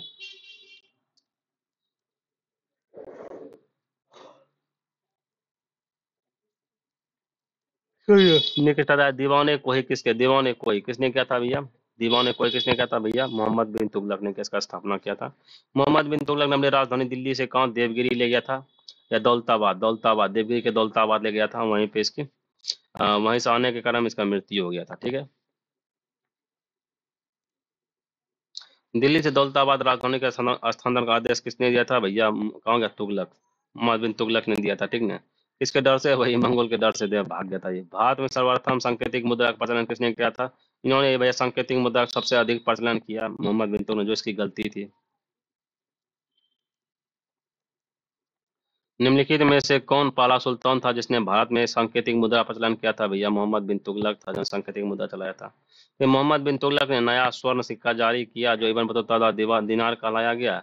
क्योंकि मोहम्मद बिन तुगलक पश्चिमी एशिया था उत्तरी अफ्रीका में के साथ व्यापार में अभिवृद्धि के लिए स्वर्ण सिक्कों के टोकन मुद्रा जारी करना था। नहीं भैया, ये तो केवल एक सही था, क्योंकि मोहम्मद बिन तुगलक ने एक नया स्वर्ण सिक्का जारी किया जो इबन बतूता द्वारा दिनार कहलाया गया। ठीक है, लेकिन मोहम्मद बिन तुगलक ने पश्चिमी एशिया उत्तरी अफ्रीका के साथ व्यापार में अभिवृद्धि के लिए स्वर्ण सिक्के नहीं बल्कि क्या तांबे का सिक्का शायद चलाया था। ठीक है, आइए इसका डिस्कशन देख लेते हैं इसका। देखिए, मोहम्मद बिन तुगलक के द्वारा जारी स्वर्ण सिक्कों को इब्न बतूता ने क्या क्या दिनार की संज्ञा दी थी। मोहम्मद बिन तुगलक ने अपनी सैन्य शक्ति में अभिवृद्धि के लिए तांबे के सिक्के की टोकन मुद्रा जारी करा था, न कि पश्चिमी एशिया देशों में उत्तरी पश्चिमी अफ्रीका से व्यापार करने के लिए। ठीक नहीं, ये सैन्य शक्ति में अभिवृद्धि के लिए। मोहम्मद बिन तुगलक के प्रतीक मुद्रा योजना असफल सिद्ध हुई। हाँ भैया, मोहम्मद बिन तुगलक का मुद्रा निर्गमन पर उचित नियंत्रण नहीं था। उचित नियंत्रण तो नहीं ही था भैया। ठीक है, ये यार दोनों सही हो जाएगा। मूर देश का यात्री इब्न बतूता किसी शासनकाल में भारत आया था? तो भैया मोहम्मद बिन तुगलक के शासनकाल में इब्न बतूता भारत आया था। ठीक है, 1333 से 1347 ईस्वी में इब्न बतूता मोरक्को द्वारा अफ्रीकी यात्री था। यह कौन सा यात्री था? अफ्रीकी यात्री था, समझे? यह तुगलक के काल में आया था। ठीक है, इन्होंने तुगलक ने इसे दिल्ली का अच्छा मोहम्मद बिन तुगलक ने इसे दिल्ली का काजी नियुक्त कर दिया। मोहम्मद बिन तुगलक ने इसे दिल्ली का काजी नियुक्त किया क्योंकि बहुत ही पढ़ा लिखा था, इसीलिए। मध्यकालीन यात्री एवं लेखक एवं बतूता किस देश का निवासी था? अभी तो पता है, मोरक्को। किसका था? मोरक्को का। एवं बतूता कहाँ? मोरक्को का था। ठीक है, एवं बतूता भारत में किसके शासनकाल में आया था? बताइए, किसके शासनकाल में था? मोहम्मद बिन तुगलक शासनकाल में एवं बतूता आया था। ठीक है, किसने सल्तनत सल्तनत काल में डाक व्यवस्था का विस्तृत विवरण दिया था? इब्न बतूता ने। किसने दिया था? इब्न बतूता ने डाक विभाग का विस्तृत विवरण दिया था। इसी कहने पर इन्होंने मोहम्मद बिन तुगलक ने क्या डाक विभाग का व्यवस्था किया था। ठीक है, कश्मीर घाटी के अंतिम मुस्लिम शासक यूसुफ शाह चक, जिन्होंने मुस्लिम सम्राट अकबर द्वारा बिहार में निर्वासित किया गया था, दफन है कहाँ? दफन है भैया? नालंदा में दफन है। ठीक है, ये कश्मीर घाटी के अंतिम मुगल शासक यूसुफ शाह चक को मुगल सम्राट के अकबर द्वारा निर्वासित किया गया था। निर्वासन के दौरान यूसुफ शाह की मृत्यु 1592 ईस्वी में उड़ीसा में हुई थी, जिन्हें बाद में कहा नालंदा में दफन किया गया। कौन? नालंदा में दफन किया गया। चलिए नेक्स्ट आते हैं हम लोग। होली त्योहार का सार्वजनिक उत्सव भाग में लेने वाला दिल्ली का प्रथम सुल्तान कौन था भैया? मोहम्मद बिन तुगलक था। ठीक है, दिल्ली के किस मुस्लिम शासक ने निधन पर एक इतिहासकार ने कहा कि राजा को प्रजा से मुक्ति मिली एवं राजा से भी? तो कौन था? मोहम्मद बिन तुगलक जब मर गया तब वो इसे कहा था, राजा को प्रजा से मुक्ति मिल गई। ठीक है, मोहम्मद बिन तुगलक जब दौलताबाद में था तभी जो है ना, तभी तागी के नेतृत्व में गुजरात में एक विद्रोह हुआ था। सुल्तान स्वयं इस विद्रोह को दबाने के लिए गुजरात गया। तागी पराजित हुई और भागकर सिंध चला गया। सुल्तान गुजरात में शांति व्यवस्था स्थापित कर तागी की समाप्त करने के लिए सिंध की ओर रवाना हुआ। मार्ग में ही सुल्तान बीमार पड़ गया और ठट्टा के निकट 20 मार्च 1351 ईस्वी की उसकी मृत्यु हो गई। उसके निधन पर बदायूंनी ने लिखा, सुल्तान को उसकी प्रजा और प्रजा को उसके अपने सुल्तान से मुक्ति मिल गई। ठीक है, बदायूंनी ने लिखा था। ठीक है, इतिहासकार बदायूंनी ने किसकी मृत्यु पे कहा था कि सुल्तान को अपनी प्रजा और प्रजा को सुल्तान से मुक्ति मिल गई? तो मोहम्मद बिन तुगलक ने मुझे कहा था। निम्नलिखित में से किस सुल्तान ने बेरोजगारी को रोजगार दिलवाया था? बताइए, निम्नलिखित में से किस सुल्तान ने बेरोजगारों को रोजगार दिलवाया था? वो था फिरोज शाह तुगलक। कौन था? सॉरी, फिरोज शाह तुगलक ने करवाया था। ठीक है, फिरोज शाह तुगलक बहुत ही अच्छा आदमी था। फिरोज शाह तुगलक क्या हुआ था, सामान्य लोगों के लिए भलाई के लिए इन्होंने कुछ उपकार कार्य किया। नियुक्ति के लिए एक दफ्तर खोलकर तथा प्रत्येक मनुष्य को गुण में योग्यता की पूरी जांच पड़ताल करने के बाद यथासंभव अधिक से अधिक लोगों को नियुक्ति देकर अपने बेरोजगारी की समस्या को हल करने का प्रयास किया इन्होंने। ठीक है, बेरोजगारों की सहायता करता दिल्ली के निम्नलिखित सुल्तानों में से किसने रोजगार कार्यशाला की स्थापना की थी? फिरोज शाह तुगलक ने। कहा गया फिरोज शाह तुगलक? यहाँ दिल्ली सुल्तान जो दान दक्षिणा के बारे में काफी ध्यान रखता था और उसके लिए उन्होंने दीवान एक खैरात स्थापित किया था। बताइए कौन था? फिरोज शाह तुगलक। आइए आपको फिरोज शाह तुगलक के बारे में थोड़ा सा बता ही देते हैं, ठीक है। फिरोज शाह तुगलक इन्होंने जौनों का चचेरा भाई था। फिरोज शाह तुगलक कौन था भैया? जौनों का चचेरा भाई था। इसका माता कौन सोनार थी? या था इस हिंदुओं होने के आरोप न लगे इसलिए इन्होंने ब्राह्मणों पे भी जजिया कर लगा दिया था, ठीक है। इसका राज्यभिषेक 1351 ईस्वी में हुआ था, ठीक है। इन्होंने क्या किया था? अशोक के हरियाणा से टोपरा अभिलेख और यूपी का मेरठ अभिलेख को दिल्ली स्थापित कर दिया था। अशोक का जो अभिलेख कौन कौन था? टोपरा अभिलेख और यूपी का कौन था? मेरठ अभिलेख को इन्होंने दिल्ली स्थापित कर दिया। इन्होंने अलग से एक निर्माण विभाग बनाया। इन्होंने अलग से निर्माण विभाग बनाया जो 300 से अधिक नहर का निर्माण कराया। इसके इन्होंने कौन कौन था? जौनपुर, फिरोजाबाद, हिसार, फतेहाबाद, फिरोजपुर ये सभी शहर इन्होंने स्थापित किया था। कौन कौन भैया? जौनपुर, फिरोजाबाद, हिसार, फतेहाबाद, फिरोजपुर आदि शहर का स्थापना किया था इन्होंने 1200 से अधिक फलों के बाग बगीचे लगाए ताकि फलों की गुणवत्ता का सुधार किया जा सके, समझे। फिरोज शाह तुगलक ने क्या किया? 1200 से अधिक बाग बगीचा लगाया ताकि फलों के गुणवत्ता को सुधार किया जा सके, ठीक है। चलिए हम लोग यहाँ आगे बढ़ते हैं। इन्होंने नहरों का जाल बिछाया, इसलिए नहरों का जाल बिछाया इसलिए कहा जाता है नहरों का सबसे अधिक जाल किसका नहीं था? फिरोज शाह तुगलक के शासनकाल में था। इसी के समय सर्वप्रथम सिंचाई टैक्स लेना प्रारंभ कर दिया गया। जो किसानों को सरकारी नहर में खेती करता था उसे हक ए सर्व नामक टैक्स देना पड़ता। देखिए इन्होंने नहर बनाया, नहर से बोला भैया ये सरकारी नहर है, जो भी इस नहर का उपयोग करके खेती करेगा भैया उसको टैक्स देना पड़ेगा, ठीक है। टैक्स कितना था? 1/10 भाग में 10% था, मतलब जितना भी उपज होगा उपज का 10%, ठीक है। फिरोज शाह तुगलक के दरबार में सर्वाधिक दास था भैया। बोलेगा कौन है शासक जिसके शासन काल में सर्वाधिक दास था? तो भैया फिरोज शाह तुगलक था। 1,10,000 शासक था, ठीक था। इसने दासों को देखभाल के लिए एक अलग से विभाग बनाया, उसका नाम था दीवान बंदगान, ठीक है। दासों को देखभाल के लिए दीवान बंदगान बनाया था। इन्होंने बेरोजगार का भत्ता भी दिया था। इन्होंने गरीब असहाय अनाथ की सहायता के लिए उन्होंने एक दीवान खैरात की स्थापना किया था। इन्होंने दारू उल सफा नामक एक मुफ्त अस्पताल भी बनाया था, ठीक है। सरकारी खर्चा पे हज यात्रा करवाता था ये। सरकारी खर्चा पे हज यात्रा करवाने कौन था? फिरोज शाह तुगलक था। फिर धर्मों में आपसी समन्वय के लिए उन्होंने एक अनुवाद विभाग भी बनाया था ताकि इन दोनों धर्मों के बीच में आपसी समन्वय हो जाए। फिरोज शाह तुगलक ने सल्तनत काल को अकबर कहते हैं। सल्तनत काल का अकबर किसे कहते हैं? फिरोज शाह तुगलक कहते हैं। जौनपुर को सिराज ए हिंद के रूप में जाना जाता था। अद्दा एवं बिख नामक 2 सिक्का चलवाया इन्होंने। दिल्ली में कोटल दूर का निर्माण कराया। सर्वाधिक सिंचाई एवं लोक निर्माण कार्य पर अधिक धन खर्च किया इन्होंने, ठीक है। तो इन्होंने इसकी मृत्यु 1388 ईस्वी में हो गई। फिरोज शाह तुगलक के दरबार में बरनी नामक विद्वान रहता था। इन्होंने फतवा ए जहांदरी एवं तारीख ए फिरोजाबादी नामक पुस्तक रचना की थी। ये था फिरोज शाह तुगलक के बारे में। चलिए आप क्वेश्चन देखते हैं। निम्नलिखित में किस सुल्तान ने दरबार में सबसे अधिक गुलाम थे? बस भाई फिरोज शाह तुगलक के शासनकाल में सबसे अधिक गुलाम था। गुलामों कितना? 1,80,000 इसके यहाँ गुलाम था। गुलामों की देखभाल के लिए एक अलग बनाया था जिसे दीवान बंदगान कहते हैं। दीवान बंदगान नामक उन्होंने विभाग बनाया था। मध्यकालीन भारतीय राजाओं के संदर्भ में निम्नलिखित में से कौन सा सत्य है? अलाउद्दीन खिलजी ने सबसे पहले एक अलग आरिज विभाग बनाया था। बोलिए। नहीं भैया, बलमान ने अपने सेनाओं के घोरों को दागने की पद्धति शुरू की थी। घोड़ों के दागने की पद्धति बलमान ने नहीं बल्कि अलाउद्दीन खिलजी ने किया था। मोहम्मद बिन तुगलक के बाद दिल्ली की गद्दी पर उसके चाचा ने बैठे, चचेरा भाई बैठा था जिसका नाम था फिरोज शाह तुगलक, ठीक है। फिरोज शाह तुगलक ने गुलामों का एक अलग विभाग, हाँ गुलामों के लिए अलग विभाग बनाया था इन्होंने जिसे बंदगान कहते हैं। चलिए नीचे आते हैं। सर्वप्रथम लोक निर्माण विभाग का स्थापना किसने किया? लोक निर्माण सर्वाधिक किसमें होता? फिरोज शाह तुगलक में हुआ था, ठीक है जी। सब अभी तो तुमको बता दें, डिस्कशन करने की जरूरत नहीं है। दिल्ली का जो सुल्तान भारत में नहरों का सबसे बड़ा जाल का निर्माण कराने के लिए प्रसिद्ध है वो कौन था? फिरोज शाह तुगलक था। देखो गयासुद्दीन तुगलक ने क्या किया था? गयासुद्दीन तुगलक ने शुरू किया था, समझे। उसे क्या कहते हैं? नहरों का पितामह कहते हैं, पिताजी कहते हैं, ठीक है, पिता। और सबसे अधिक जो बोलेगा नहरों का जाल किसके यहाँ था? फिरोज शाह तुगलक के यहाँ था, ठीक है ना। इन्होंने क्या किया था? जो भी नहर से वह पानी यूज करेगा उसको 1/10 का क्या करेगा? कर लगेगा। दिल्ली के किस सुल्तान ने सबसे अधिक नहरों का निर्माण करवाया था भैया? वो कौन था भैया? फिरोज शाह तुगलक था, ठीक है। हक है सर्व क्या था भाई? सिंचाई, जो भी नहर से जल लेके अपना सिंचाई करता था वो एक टैक्स होता था, उस टैक्स का ही नाम क्या था? हक है सर्व था। सिंचाई कर लगाने वाला दिल्ली का प्रथम शासक कौन था भैया? फिरोज शाह तुगलक था, ठीक है। दिल्ली के किस सुल्तान ने ब्राह्मणों पर भी जजिया कर लगाया था? वो फिरोज शाह तुगलक था, क्योंकि इसकी माता अथी थी, सोनार थी। इसको सब लोग, इसको ऐसा ना लगे कि लोग इसके ऊपर हिंदू के ऊपर पक्षपाती का आरोप लगा दे, इसलिए इन्होंने हिंदू के ऊपर जजिया कर लगा दिया। ले भैया निम्नलिखित में से किस सुल्तान ने फलों की गुणवत्ता सुधारने के लिए उपाय किया था? फिरोज शाह तुगलक ने क्या किया था? सब फलों की गुणवत्ता को सुधार करने के लिए इन्होंने 1200 नए बारह सौ नए बाग बगीचे लगाए थे ताकि फलों की गुणवत्ता में सुधार की जा सके। टोपरा में मेरा अभिलेख, दो अशोक का अभिलेख जो है दिल्ली कौन लेकर आया था भैया? ये फिरोज शाह तुगलक ने क्या किया? अशोक का टोपरा और मेरठ अभिलेख को क्या दिल्ली लेते आया था, ठीक है। दिल्ली का कौन सा सुल्तान अशोक स्तंभ को दिल्ली लाया था? वही क्या कहते हैं, फिरोज शाह तुगलक ने क्या कहता है भैया? इन्होंने अशोक स्तंभ को दिल्ली लेते आया, ठीक है।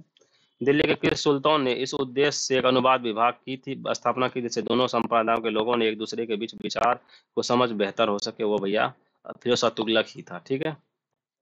चलिए हम नेक्स्ट आते हैं।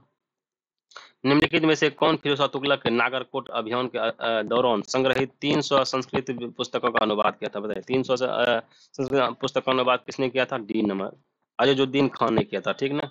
राज्य के खर्चे पर हज की व्यवस्था करने वाला पहला भारतीय शासक कौन था? फिरोज शाह तुगलक था। इन्होंने क्या किया? राज्य की खर्चा पे हज की व्यवस्था करने वाला पहला भारतीय शासक था, ठीक है। फिरोज शाह तुगलक द्वारा स्थापित दारुल सफा क्या था? देखिए दारुल सफा क्या था? एक सरकारी अस्पताल था, खैराती अस्पताल जिसे कहते हैं। ये फिरोज शाह तुगलक ने इसका स्थापना किया था, ठीक है। दिल्ली सल्तनत के तुगलक राजवंश अंतिम शासक निम्नलिखित में कौन था? अंतिम शासक कौन था इसका? नसीर उद्दीन महमूद शाह था। नसरुद्दीन महमूद शाह था। कौन? नसरुद्दीन महमूद शाह था दिल्ली सल्तनत का अंतिम शासक, ठीक है। नीचे आते हैं। तैमूर ने किसके शासनकाल में भारत पर आक्रमण किया था? बताइए तैमूर ने किसके शासनकाल में भारत पर आक्रमण किया था? देखिए आते हैं। भारत पर तैमूर का आक्रमण वस्तुतः तुगलक शासक नसरुद्दीन महमूद शाह के काल में हुआ था। भारत पर नसरुद्दीन महमूद शाह के ऊपर ही तैमूर ने किया था। अभी तक चंगेज खान का देख रहे थे कि मंगोल का आक्रमण, तैमूर ने आक्रमण कर दिया, ठीक है ना।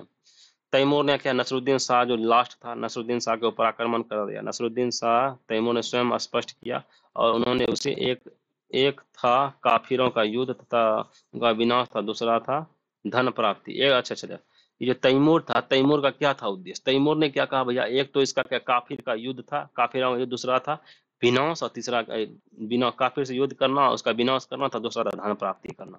तो जाने से पहले खिज्र खां ने क्या थी? जाने से पहले क्या क्या तैमूर ने वहां का शासक खिज्र खां को बना दिया, ठीक है। देश सल्तनत का खिज्र खां का बना दिया, मुल्तान बना दिया और दीपालपुर लाहौर का सूबेदार नियुक्त कर दिया। अतः समस्त प्रश्नगत विकल्प गलत है, ठीक है। यह प्रश्न ही गलत है क्योंकि तैमूर ने किस शासनकाल में भारत पर आक्रमण किया था? तो वह नसरुद्दीन महमूद शाह था, उन्हीं के शासनकाल पर उन्हें ठीक किया था, आक्रमण किया था, ठीक है। तैमूर लंग ने किस वर्ष भारत पर आक्रमण किया था? 1398 ईस्वी में। कब किया था? 1398 ईस्वी में। यहाँ देखिए तैमूर 1398 ईस्वी में भारत पे आक्रमण किया था, ठीक है। तैमूर आक्रमण के बाद भारत में किस वंश का राजा हुआ? तो सैयद वंश का हुआ। किसने हुआ? सैयद वंश, क्योंकि खिज्र खां को वहां पे बैठा दिया। खिज्र खां ने क्या किया भैया? सैयद वंश का स्थापना कर दिया, ठीक है। आगे बढ़ते हैं। रुकनुद्दीन मुबारक खां, फिरोज शाह तुगलक, आलम शाह, निम्नलिखित कालानुसार सबसे कालानुसार में समझाइएगा। रुकनुद्दीन कब आया भैया? 1236 ईस्वी में आया। मुबारक खां का 1316 से 1320 ईस्वी में। फिरोज शाह तुगलक कब? 1351 से 1388 ईस्वी में। आलम शाह 1345 1451 ईस्वी में आया, ठीक है। इसका सही आंसर आ जाएगा एक, ये हो जाएगा सी नंबर। पहले आ जाएगा कौन? रुकनुद्दीन आ जाएगा, फिर दो कौन? मुबारक खां आ जाएगा, दो कौन आ जाएगा? मुबारक खां आ जाएगा। उसके बाद तीसरा नंबर फिरोज शाह तुगलक, चौथा नंबर आलम शाह हो जाएगा, ठीक है। देखिए फिर खिज्र खां, सैयद वंश के बारे में थोड़ा सा बताते हैं। सैयद वंश का स्थापना खिज्र खां ने किया था, ठीक ना। सैयद वंश को स्वयं इस्लाम धर्म का संस्थापक पैगंबर मोहम्मद साहब का वंशज मानते हैं इन्होंने। 1358 ईस्वी में तैमूर ने भारत पर आक्रमण करके खिज्र खां को सहायता किया, जिसके कारण तैमूर ने भारत में लौटते समय मुल्तान, लाहौर एवं बीपालपुर को सूबेदार नियुक्त किया गया, ठीक है। 1414 ईस्वी में खिज्र खां दिल्ली का गद्दी पर बैठ गया। 1414 ईस्वी में दिल्ली की गद्दी पर बैठकर 1414 से लेकर 1451 ईस्वी तक उसमें शासन किया इन्होंने। खिज्र खां ने अपने आप को तैमूर लंग का पुत्र शाहरुर का प्रतिनिधि बताया इन्होंने। खिज्र खां की मृत्यु 1421 में ईस्वी में हो गया। बस यही सब था। अब आते हैं हम लोधी वंश, ठीक है। हो गया लोधी वंश भैया आ गया, लास्ट है ये। लोधी वंश का स्थापना जो है ये शुद्ध अफगान वंश था। कैसा था? ये शुद्ध अफगान वंश था, ठीक है साथियों, ये शुद्ध अफगान वंश था। लोधी वंश जो है ना, शुद्ध अफगान वंश था।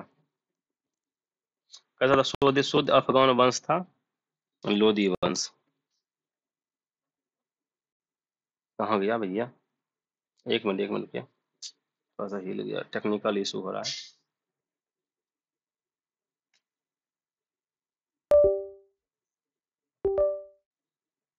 ठीक है, ठीक। लोधी है, ठीक है। लोधी वंश का स्थापना किसने? बहलोल लोधी ने किया था, ठीक है। इसने जौनकपुर का आक्रमण करके उन्हें जीत लिया था। इन्होंने एक सिक्का चलाया, बहलोली सिक्का इन्होंने चलाया था। बहलोली सिक्का अकबर के काल का प्रचलन था, ठीक है।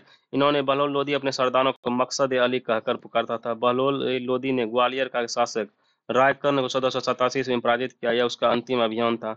अगला शासक सिकंदर लोधी बनाया, वंश का योग्य शासक था। 1504 ईस्वी में आगरा शहर की स्थापना हुई।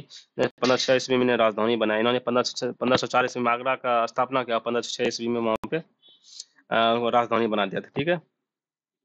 चलिए यही सब इनका था, आगे बढ़ते हैं हम लोग।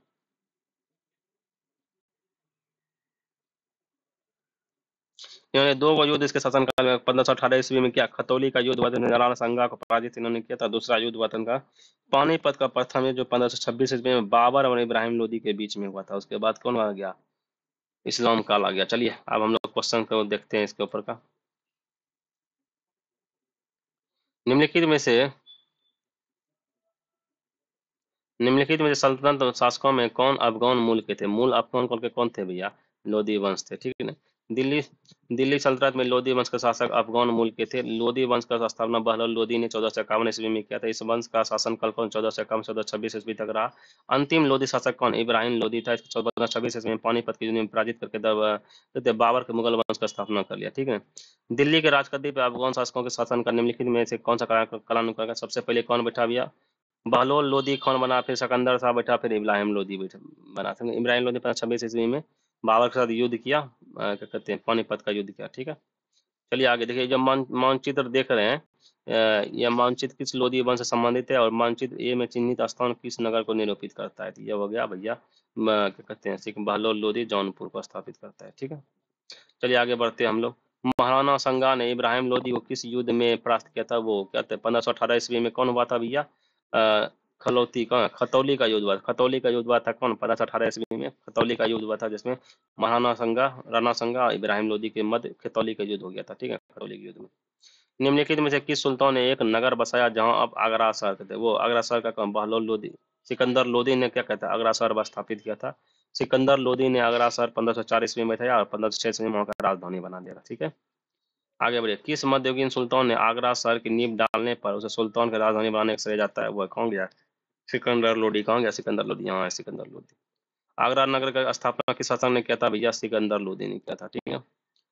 निम्नलिखित किसने गुलरुखी उपनाम से अपनी कविताओं की रचना की थी? तो भैया सिकंदर लोधी ने क्या गुलरुखी से कविताओं से अपना कविता की रचना किया था, सिकंदर लोधी ने गुलरुखी से, ठीक है। निम्नलिखित में से किसने आगरा का स्थापना किया था? आगरा का स्थापना किसने किया था भैया? सिकंदर लोधी ने किया था, ठीक है।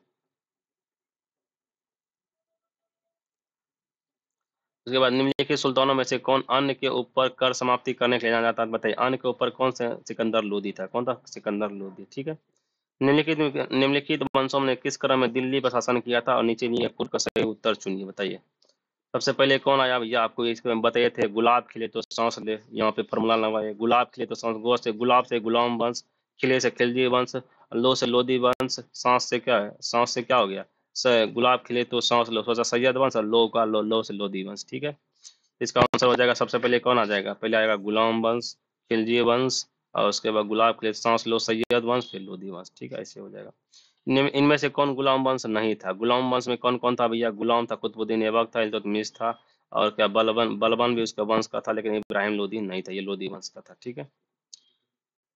तो साथियों यहाँ पे हमारा पूरा ये जो दिल्ली सल्तनत, ये क्या कहते हैं, ये पूरा आपका क्या कहते हैं खत्म होता है। कौन कौन कौन सी पढ़ रहे थे अभी? दिल्ली सल्तनत यहाँ पे पूरा खत्म होता है। अब आगे हम लोग विजयनगर साम्राज्य को पढ़ेंगे, जो कल पढ़ेंगे। तब तक के लिए जय हिंद दोस्तों, जय हिंद, जय भारत। पढ़ते रहिए मन से, और हमारा वीडियो को लाइक सब्सक्राइब जरूर करते रहिए, अपने दोस्तों के साथ शेयर जरूर करते रहिए। जय हिंद दोस्तों, जय भारत, बाय बाय।